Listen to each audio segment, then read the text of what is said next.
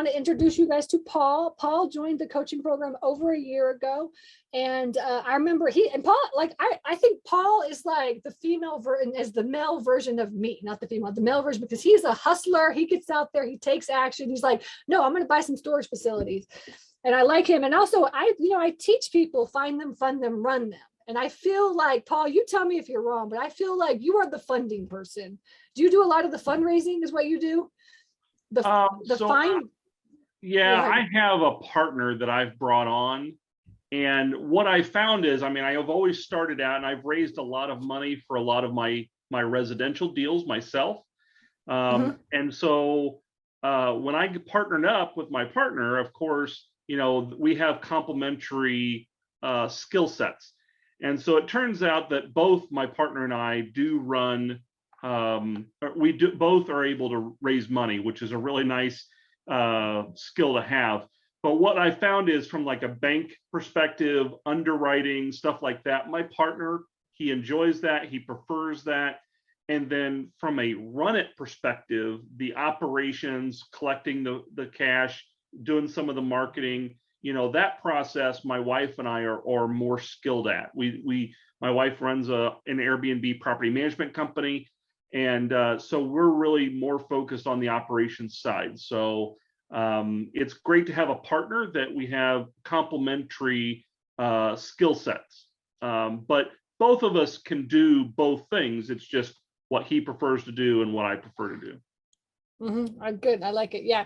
So that's what we're going to do today. Is he is already on his third deal right now. And so we're going to talk about, for each of the deals, how you found them and funded them. And for the ones that you actually own, you can get into the running part as well too.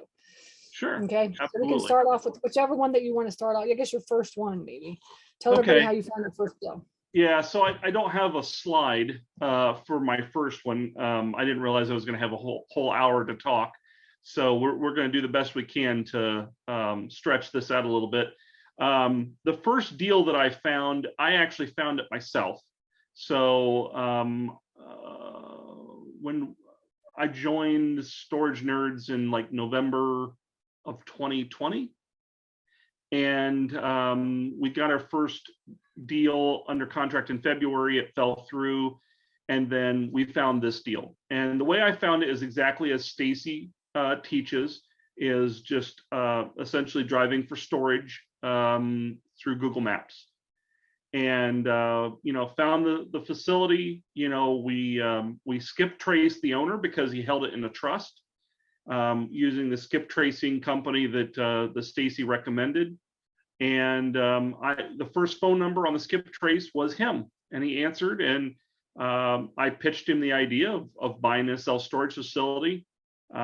He and I went back and forth on purchase price. It wasn't really the price where we wanted to be, but it was still within range. And so we agreed on price, and we ended up financing it. So again, my partner and I, we own quite a bit of residential property in Indiana, Indianapolis and Terre Haute. And so my partner had a bank contact that he had done some financing with. And so we approached him, and we got just unbelievable terms from a commercial lender. I think it was 4.25 fixed for 5 years, and then it adjusts, and then another 5 years. And then after 10, we have to refinance or a balloon. We got interest only the first 12 months, which was really nice because we are doing a build out of the facility. And I might bring up some of the pictures and stuff of the facility. We haven't, unfortunately, broken ground. We've hit some zoning headwinds. But in the meantime, we raised some capital. So again, we've got quite a few capital partners, equity partners that we brought to the deal. They brought in their money, and we used that as a down payment, and we raised a little bit for CapEx.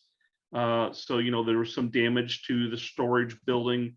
And so we got all that straightened out, and it was about 50% occupied. And we really didn't have any leases. I mean, it was really rough. It was in rough shape.